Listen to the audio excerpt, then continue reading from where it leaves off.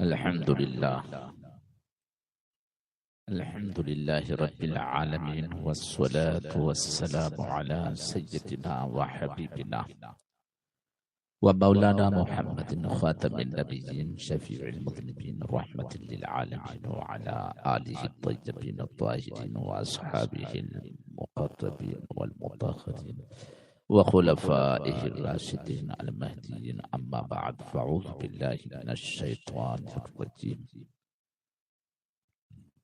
بسم الله الرحمن الرحيم. قال الله تبارك وتعالى في القرآن المجيد: إذا جاء أجلهم لا يستأخرون ساعة ولا يستقدمون. صدق اللہ العظیم.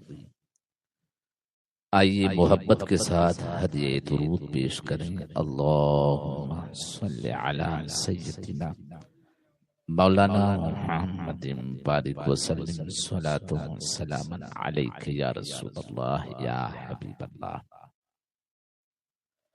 اللہ تبارک و تعالی نے قرآن عظیم فرقان حمید میں بکثرت ذکر فرمایا ہے موت کے بارے میں، اور ایک جگہ نہیں بلکہ متعدد جگہ بہت ساری صورتوں میں رب تبارک و تعالی نے موت کا ذکر فرمایا اور ارشاد فرمایا فی بروج مشیدہ. میرے بندو، موت سے چھٹکارا حاصل کرنے کے لیے اگر تم بڑے بڑے برجوں میں چھپ جاؤ، یہ قرآن کی آیت ہے، فی بروج مشیدہ، وہاں بھی تجھے موت آ جائے گی. دنیا میں بڑے بڑے لوگ آئے، حکومت والے، طاقت والے، کرسی والے، تخت و تاج والے، دولت والے، سرمایہ والے، لیکن کسی کے پاس بھی موت کا علاج نہ رہا. دنیا میں کچھ دنوں کے لیے نمرود کو ڈھیل دیتی، دنیا میں کچھ دنوں کے لیے فرعون کو ڈھیل دیتی. تو فرعون یہ سمجھ گیا، یہ نمرود سمجھ گیا کہ اب ہمیں کوئی تخت و تاج سے ہٹانے والا نہیں ہے، مجھے میری شہنشاہی کی کرسی سے کوئی ہٹانے والا نہیں ہے. تو اللہ تبارک و تعالی کی شان چکے وہ شان بے نیازی کا مالک ہے، وہ بے نیاز ہے. اس لیے اکثر میں کہتا ہوں کہ اللہ کی شان بے نیازی سے ہمیں ڈر جانا چاہیے. اس کو پرواہ نہیں ہے. آپ دیکھیے اللہ کی بے نیازی. اس لیے اللہ تبارک و تعالی کے صفاتی ناموں میں ایک نام آتا ہے غنی. اللہ غنی. اور ایک نام آتا ہے صمد. قل هو اللہ احد اللہ الصمد لم یلد ولم یولد ولم یکن له کفوا احد. اللہ تبارک و تعالی کا ایک نام ہے سبحان بھی کہتے ہیں اللہ کی ذات کو. سبحان الذی اسری قرآن میں آیا. وہ تمام عیبوں سے، تمام نقص سے، تمام برائیوں سے اللہ تعالی پاک ہے. اسی سے قرآن کی اسی آیت سے یہ مسئلہ سمجھ میں آیا کہ اگر کوئی یہ عقیدہ رکھ لے کہ اللہ تعالی جو ہے جھوٹ بولتا تو نہیں ہے لیکن جھوٹ بول سکتا ہے، کیونکہ جھوٹ بھی ایک شے ہے، جھوٹ بھی کوئی ایک شے ہے، اور اللہ ہر چیز پر قادر ہے، تو لہٰذا اللہ جھوٹ پر بھی قادر ہے۔ کوئی اس طرح کا فلسفہ اگر پیش کر کے یہ نقص لگا لے تو میرے دوستو بزرگوں، یہ کہا جائے گا کہ ایسے لوگوں کے دماغ کا علاج کرنا چاہیے، اور سب سے پہلے اس کو قرآن کو سمجھ کے پڑھنا چاہیے۔ اللہ تبارک و تعالیٰ نے جب دیا سبحان الذی، پاک ہے وہ ذات، یعنی وہ نہ جھوٹ بولتا ہے نہ جھوٹ بول سکتا ہے۔ کیوں؟ اس لیے کہ اللہ کی ذات تمام عیبوں سے پاک ہے، وہ سبحان ہے، اور اللہ کی شان کیا ہے؟ شان بے نیازی ہے، یعنی اس کو یوں سمجھیے، ساری دنیا کے لوگ اگر اللہ کی اطاعت سے پھر جائیں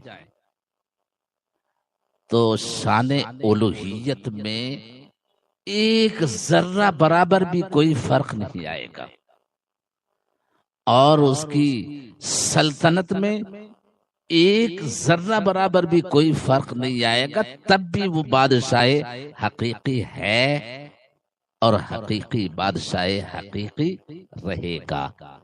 اسی کو قرآن عظیم فرقان حمید میں یوں فرمایا، قُلِ اللَّهُمَّ مالک الملک، اے محبوب آپ فرما دیجئے کہ پوری دنیا کا، پوری کائنات کا، مخلوق کا ایک ایک ذرے کا مالک صرف خدا ہے، وہ پاک پروردگار ہے، حقیقی مالک وہی ہے۔ اور تُعْطِي الْمُلْکَ مَن تَشَاءُ، اور وہ جس کو چاہتا ہے بادشاہ بنا دیتا ہے، وَتَنزِعُ الْمُلْکَ مِمَّن تَشَاءُ، اور جس سے چاہتا ہے پروردگار اس سے حکومت چھین لیتا ہے، سلطنت لے لیتا ہے۔ وَتُعِزُّ مَن تَشَاءُ وَتُذِلُّ مَن تَشَاءُ، عزت بھی اسی کے دست قدرت میں ہے، جس کو چاہتا ہے عزت سے نوازتا ہے، جس سے چاہتا ہے، جس کو چاہتا ہے ذلت سے نوازتا ہے۔ ان اللہ علی کل شیء قدیر، اللہ کی وہ ذات ہے کہ ہر چیز پر وہ قادر ہے۔ تو اللہ تبارک و تعالیٰ کی شان بے نیازی یہ ہے کہ اگر ساری دنیا کے لوگ اگر اس کی اطاعت سے پھر جائیں، جیسے کہ قیامت کا دن ہوگا، جب قیامت قائم ہوگی، روئے زمین پر کوئی اللہ کہنے والا موجود نہ ہوگا، تو اگر دنیا کے سارے لوگ اگر رب کی اطاعت سے پھر جائے، کوئی خدا کہنے والا نہ ہو، کوئی اللہ کو ماننے والا نہ ہو، جب بھی وہ بادشاہ تھا، ہے اور بادشاہ رہے گا۔ جبھی تو کہتے ہیں نا کہ قیامت کے دن، یعنی جب ساری دنیا فنا ہو جائے گی، ساری دنیا کی چیز کوئی بھی موجود نہ رہے گا، یہاں تک کہ حضرت اسرافیل بھی موجود نہ رہیں گے، یہاں تک کہ سور جو پھونکا جاتا ہے وہ سور بھی ٹوٹ پھوٹ کر ختم ہو جائے گا۔ نہ انبیاء ہیں، نہ اولیاء ہیں، نہ صلحاء ہیں، نہ کوئی انسان ہے، نہ آسمان ہے، یعنی ہر چیز فنا کے گھاٹ اتر جائے گی، یہاں تک کہ جبریل بھی نہیں ہے، یہاں تک کہ سور پھونکنے والے اسرافیل بھی نہیں ہے، سب کے سب فنا ہو گئے۔ پھر اللہ تبارک و تعالی ارشاد فرمائے گا، لے من الملک اليوم، آج کس کی حکومت ہے؟ تو کوئی تو ہوگا ہی نہیں، تو پھر جواب دینے والا کوئی نہیں ہے، کون کہے گا؟ کوئی جواب دینے والا نہیں ہوگا۔ تو پھر خود ہی فرمائے گا للہ الواحد القہار، وہ ایک ہی تو ہے، اس اللہ کی حکومت ہے جو ایک ہے، جو قہر برپا کرنے والا ہے، جو قہار ہے، جو جبار ہے۔ میرے دوستو، بزرگوں، تو اس دن ہر مخلوق جتنی بھی چیز ہے وہ سب کے سب فنا کے گھاٹ اتر جائے گی۔ سب کی جو حکومت تھی، سلطنت تھی، کوئی کسی چیز کا بھی مالک تھا، اس دن سب کی حکومت ختم ہو جائے گی، ہر چیز ختم ہو جائے گی، بس ایک خدا عز و جل موجود رہے گا۔ تو اس لیے اللہ تعالیٰ فرماتا، کل، بڑی مشہور آیت ہے، کل من علیہا فان ویبقى وجہ ربک ذو الجلال والاکرام، ہر چیز، کل من یعنی جو بھی مخلوق ہے، آسمان اللہ کی مخلوق ہے، زمین اللہ کی مخلوق ہے، سمندر اللہ کی مخلوق ہے، انسان اللہ کی مخلوق ہے، انبیاء کرام اللہ کی مخلوق ہے، فرشتے اللہ کی مخلوق ہے، انسان، حیوان، جانور، ایک ایک ذرہ، یہ سب اللہ کی مخلوق میں شامل ہے، اور ساری مخلوق فنا کی گھاٹ اتر جائے گی۔ وَيَبْقَى وَجْهُ رَبِّكَ ذُو الْجَلَالِ وَالْإِكْرَامِ۔ آج ہم لوگ یہاں بیٹھے ہیں، چند سال کے بعد ہم میں سے بھی کوئی فنا ہو جائے گا، اور پھر چند سالوں کے بعد ایک وقت ایسا بھی آنے والا ہے کہ یہاں جتنے بھی بیٹھنے والے ہیں، ان بیٹھنے والوں میں کوئی بھی اس کے اوپر نہیں رہے گا، سب کے سب فنا کے گھاٹ اتر جائیں گے، یہ اوپر والے سب نیچے زمین کے نیچے چلے جائیں گے۔ تو اللہ کی بے نیازی سے ہمیں ڈرنی چاہیے۔ اس لیے کہا جاتا ہے کہ اگر سارے لوگ اگر رب کی اطاعت سے منحرف ہو جائیں تو کوئی اللہ کی ذات میں فرق پڑنے والا نہیں ہے۔ جب بھی وہ بادشاہ ہے، بادشاہ تھا، ہمیشہ اسی کی بادشاہت باقی رہے گی، اور باقی وہ سب کے سب فنا کے گھاٹ اتر جائیں گے۔ میرے دوست بزرگوں، تو اللہ تبارک و تعالی یہ ارشاد فرماتا، فی بروج مشیدہ، بڑے بڑے برجوں میں اگر تم چھپ جاؤ تب بھی وہاں موت چلی جائے گی، موت کا فرشتہ تب بھی وہاں چلا جائے گا اور تمہاری روح قبض کر لے گا۔ ہاں، اللہ تعالیٰ کی شان ایزتی ہے اور اس کی شان بے نیازی ہے کہ کچھ لوگ ایسے بھی دنیا میں ہوئے ہیں، رب تبارک و تعالیٰ نے ان لوگوں کو ڈھیل چھوڑ دیا۔ اس کا یہ مطلب نہیں ہے کہ وہ دیکھ نہیں رہا ہے، جیسے قرآن پاک میں فرعون کا ذکر آیا ہے، مدتوں، سالوں نہیں، کئی سو سال تک اس نے ظلم کیا۔ وَيُذَبِّحُونَ أَبْنَاءَكُمْ وَيَسْتَحْيُونَ نِسَاءَكُمْ وَفِي ذَلِكُمْ بَلَاءٌ مِّن رَبِّكُمْ عَظِيمٌ، کہ بنی اسرائیل پر یہ ایسا ظلم ڈھالا، ایسا ظلم ڈھایا کہ ان کے مردوں کو، ان کے جوانوں کو یہ ذبح کر دیتے تھے، قتل کر دیتے تھے۔ وَيَسْتَحْيُونَ نِسَاءَكُمْ، اور ان کی عورتوں کو وہ چھوڑ دیتے تھے، اور یہ ایک دن دو دن کی بات نہیں بلکہ یہ سلسلہ مدتوں تک چلتا رہا۔ کیوں؟ اس لیے کہ اللہ کئی بندوں کو ڈھیل چھوڑ دیتا ہے اور پھر مدت کے بعد پھر اس کی پکڑ فرماتا ہے۔ اللہ تبارک و تعالیٰ نے یہ اپنے قرآن پاک میں اس لیے فرمایا کہ وَالسَّمَاءِ ذَاتِ الرَّجْعِ وَالْأَرْضِ ذَاتِ الصَّدْعِ إِنَّهُ لَقَوْلٌ فَصْلٌ وَمَا هُوَ بِالْهَزْلِ إِنَّهُمْ يَكِيدُونَ كَيْدًا وَأَكِيدُ كَيْدًا فَمَهِّلِ الْكَافِرِينَ أَمْهِلْهُمْ رُوَيْدًا۔ اللہ تبارک و تعالیٰ نے کافروں کو ڈھیل چھوڑ دیے، ڈھیل چھوڑ دیا کافروں کو، تاکہ وہ اپنے کفر میں خوب پکا ہو جائے اور پھر مرنے کے بعد سارے راستے بند ہو جائے۔ ایک بات عرض کروں، ایمان کی حفاظت کیجئے، چونکہ مرنا سب کو ہے۔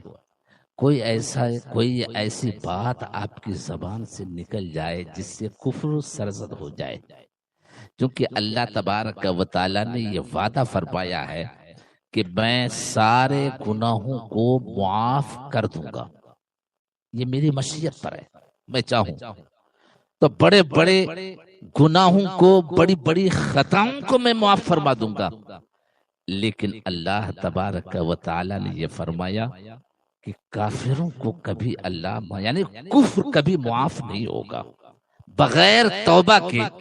اگر بندہ مر گیا، لوگ مسلمان جانتے تھے اور اس حال میں اس کی موت واقع ہوئی کہ لوگ سمجھتے ہیں کہ مسلمان ہیں اور ہم نے اس کی نماز جنازہ بھی پڑھ دی، لیکن اس نے کفر کیا تھا اور پھر اس نے توبہ بھی نہیں کی، اور اسی حالت میں اگر وہ مر گیا تو بخشش کے سارے دروازے اس کے بند ہیں۔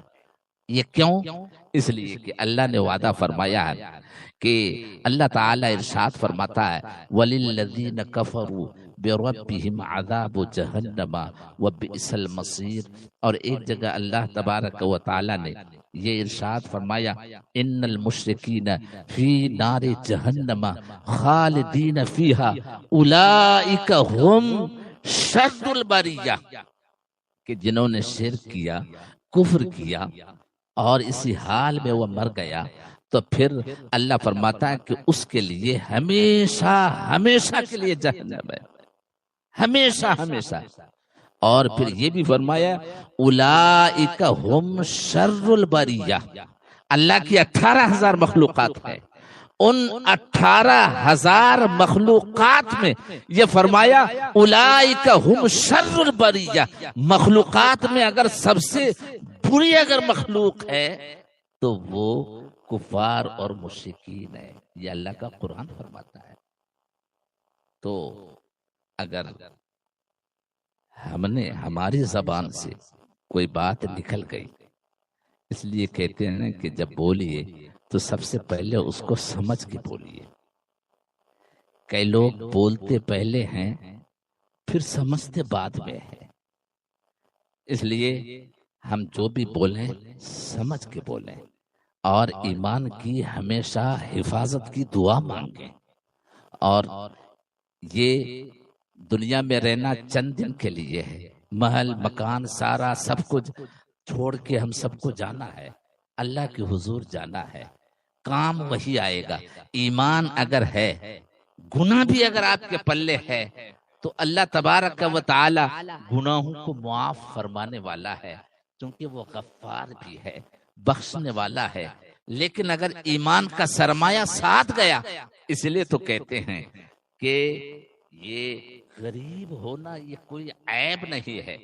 قیامت کے دن اللہ تبارک و تعالی ان غریبوں کو کہ جنہوں نے دنیا میں تکلیف اٹھائی تھی، تکلیف اٹھائی ضرور تھی لیکن کبھی بھی ایمان کا دامن ہاتھ سے جانے نہ دیا، رزق حلال کما کر اسی حال میں اگر دنیا سے وہ چلا گیا تو معلوم ہے فرشتے ان کے اعزاز فرمائیں گے اور بڑے اعجاز کے ساتھ ان کو حلہ پہنایا جائے گا جنت کا، اور بڑے اعجاز کے ساتھ ان کو جنت لے جایا جائے گا۔ آپ تمام سے گزارش ہے حفصہ میوزک سینٹر کو ضرور سبسکرائب کریں اور آئندہ آنے والے تمام نئے ویڈیوز کی نوٹیفیکیشن کے لیے بیل آئیکن کو کلک کرنا نہ بڑے بھولیں۔ لوگ سرمایہ دار عزت دار تھے دنیا میں لیکن کافر تھے، لیکن کافر تھے۔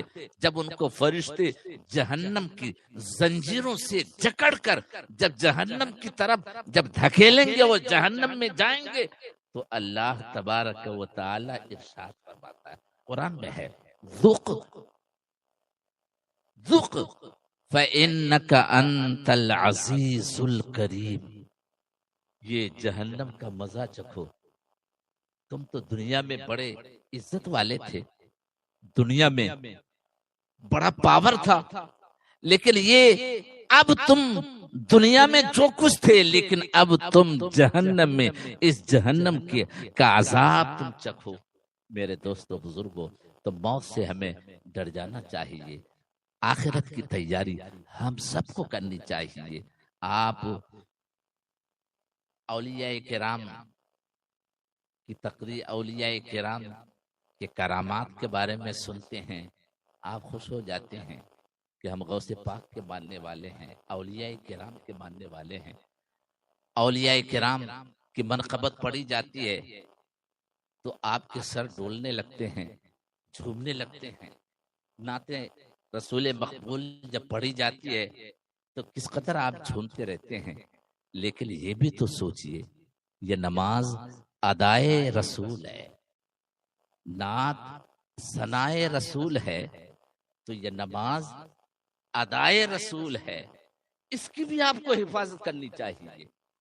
ولی کا کوئی بھی، چاہے غریب نواز ہو، چاہے غوث اعظم ہو، چاہے مخدوم سمنہ ہو، چاہے نظام الدین اولیاء ہو، ایک ایک کی سوانح حیات آپ کھنگال ڈالیے۔ آپ جب آپ تلاش کریں گے تو آپ کو یہ ملے گا کہ غریب نواز ایک ایسے عابد شب بیدار گزرے ہیں کہ جب رات ہوتی تھی تو ان کی پیٹھ زمین سے لگتی نہیں تھی، اور غوث پاک کی عبادت کا حال یہ تھا کہ غوث پاک 1 سال 2 سال نہیں بلکہ 40 سال تک اس حال میں آپ کی زندگی گزری ہے کہ آپ عشاء کی نماز، عشاء کا وضو، عشاء کے وضو سے آپ فجر کی نماز پڑھتے تھے، رات عبادت ہی میں، تسبیحات میں اور ذکر میں، فکر میں، یوں ہی پوری رات گزر جاتی تھی۔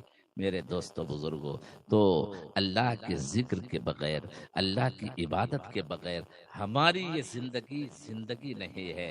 اس لیے قرآن نے فرمایا وَمَنْ أَعْرَضَ عَنْ ذِكْرِي فَإِنَّ لَهُ مَعِيشَةً ضَنْكَ، جو اس کے ذکر سے بھاگ گیا، جو اس کی فکر سے، جو اس کی عبادت سے، جو ان کے احکام سے، جو قرآنی احکام سے بھاگ جاتا ہے تو اللہ تبارک و تعالی اس پر اس کی زندگی کو تنگ کر دیتا ہے۔